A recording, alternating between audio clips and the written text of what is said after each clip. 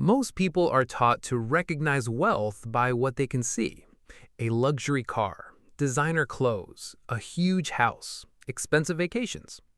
But here's the problem. Seeing expensive things tells you almost nothing about someone's financial health. Welcome back. I'm Mark, and today we're talking about why looking poorer than you actually are can become one of the most powerful financial advantages you have. Imagine two people earning $100,000 a year. One spends almost everything maintaining an impressive lifestyle. The other drives an ordinary car, lives comfortably below their means, avoids unnecessary upgrades, and quietly builds savings and investments. From the outside, the first person may look richer. Financially, the second person may actually be far ahead. That difference matters because real wealth is usually hidden.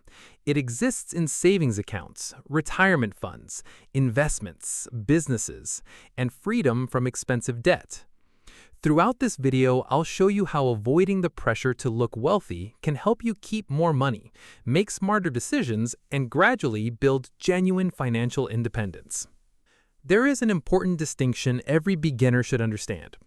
Income, lifestyle, and wealth are not the same thing. Someone can have a high income and still have very little wealth. Suppose a person earns $12,000 every month, but spends $11,500. Another person earns $6,000, but consistently spends $4,000. Who looks more successful? Possibly the first person. But who has more room to build wealth? Potentially the second. That's because wealth depends partly on the gap between what comes in and what goes out. A bigger lifestyle can quietly destroy that gap. Car payments, expensive restaurants, luxury shopping, subscriptions, vacations, and oversized housing can consume an impressive salary surprisingly quickly. So stop judging financial success by appearances. Instead, Mark recommends tracking numbers that actually matter: how much you save, how much you invest, how much expensive debt you carry, and whether your net worth is moving upward. The goal isn't to appear unsuccessful. The goal is to stop spending money simply to prove that you're successful. One of the biggest threats to building wealth appears when your income increases. It's called lifestyle inflation. You get a raise, so you upgrade the car. You receive a promotion, so you move into a more expensive apartment.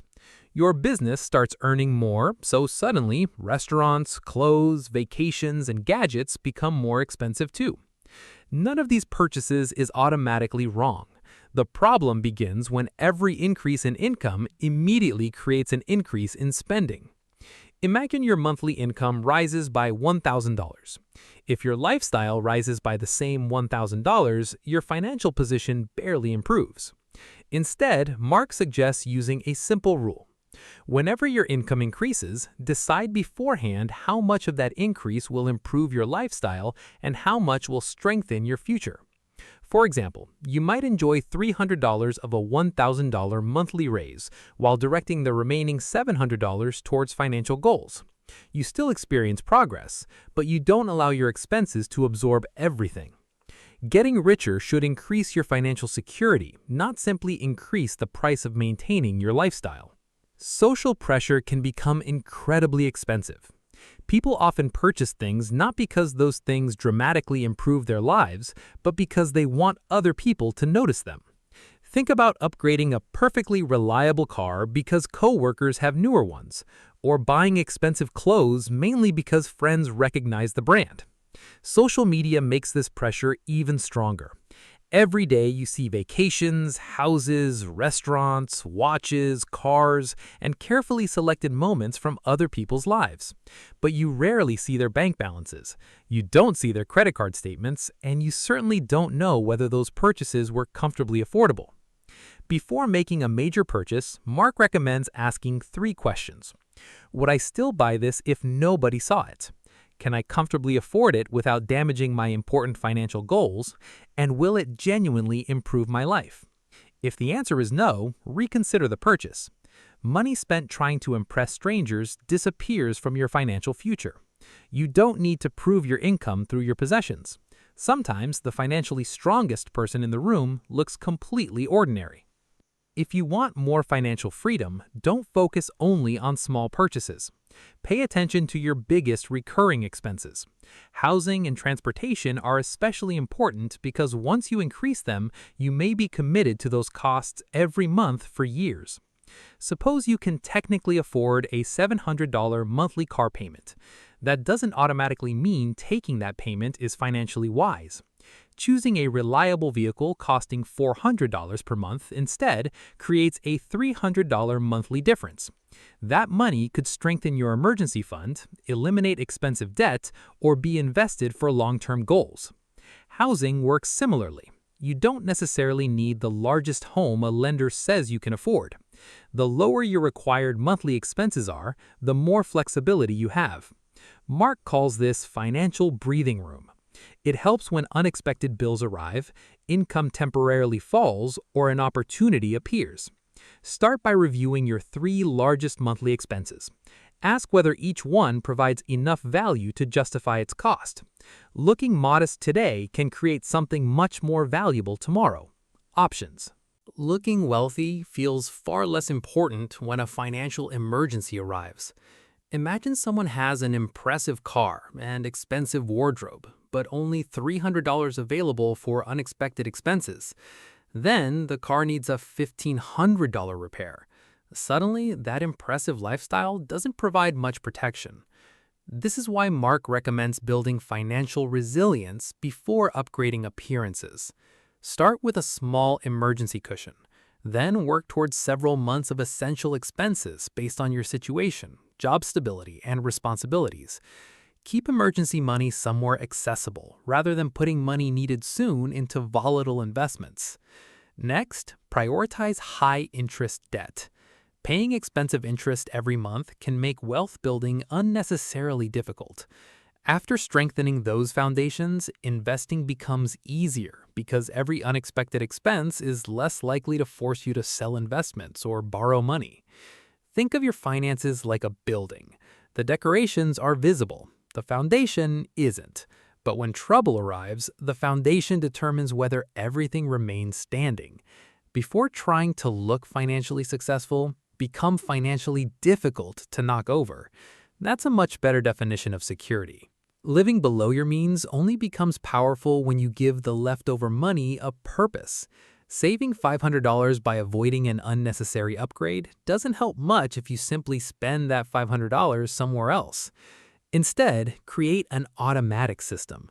When you get paid, automatically direct money toward your priorities before lifestyle spending begins. That could include an emergency fund, retirement account, diversified long-term investments, or other financial goals appropriate to your situation.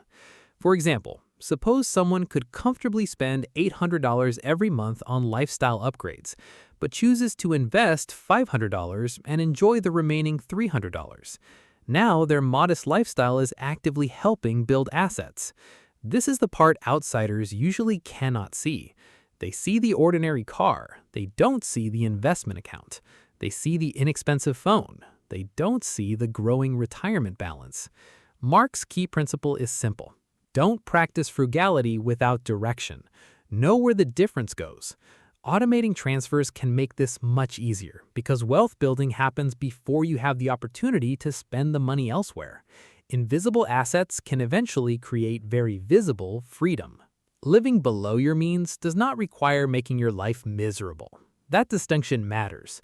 The goal isn't to buy the cheapest possible version of everything. The goal is to spend intentionally. Mark recommends separating expenses into 2 categories: things you genuinely value and things you buy mostly from habit, convenience, or social pressure. Maybe traveling with your family matters deeply to you.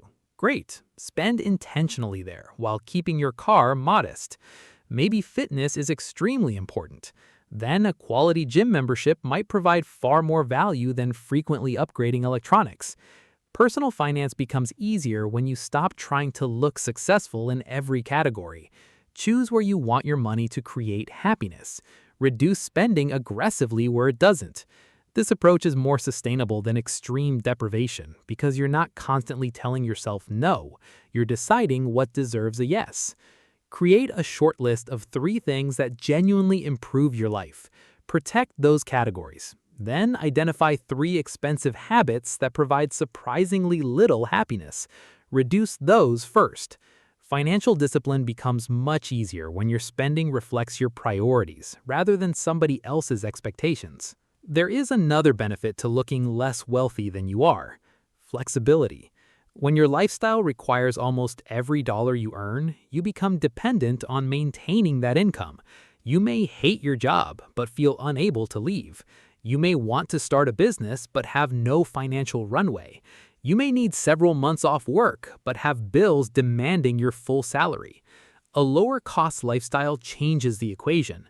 Imagine someone earning $8,000 per month while needing $7,500 to maintain their lifestyle. Compare that to someone earning the same amount but comfortably living on $4,500. The second person has much more room to save, invest, prepare for emergencies, or pursue opportunities. That gap creates flexibility. Mark believes this is one of the most underrated benefits of wealth. Money isn't valuable only because of what it can buy. It's valuable because of the choices it can create. The ability to change careers, walk away from a terrible situation, help your family, take time off, or simply sleep better knowing one unexpected bill won't destroy your finances. That is wealth worth building. So why is looking poor sometimes financially powerful? Because it can mean you've stopped performing wealth for other people and started building it for yourself. But remember, this isn't about pretending to be poor or judging people who enjoy expensive things. It's about understanding priorities. Before upgrading your lifestyle, strengthen your financial foundation. Before buying something to impress people, ask whether you actually value it. Before spending your next raise, decide how much should go toward your future. And before comparing yourself with somebody online, remember that you're seeing their lifestyle, not their balance sheet. Mark's challenge for you is simple. Find one expense you're currently paying mainly because of habit, status, or pressure. Reduce it. Then automatically redirect that money toward an important financial goal. Repeat that process whenever your income grows. Over time, something interesting can happen. Your lifestyle may remain relatively ordinary while your financial position becomes extraordinary. You don't need everyone to know you're doing well. You need your numbers to know. If this video helped you think differently about money, subscribe and give it a thumbs up. Mark will see you in the next video.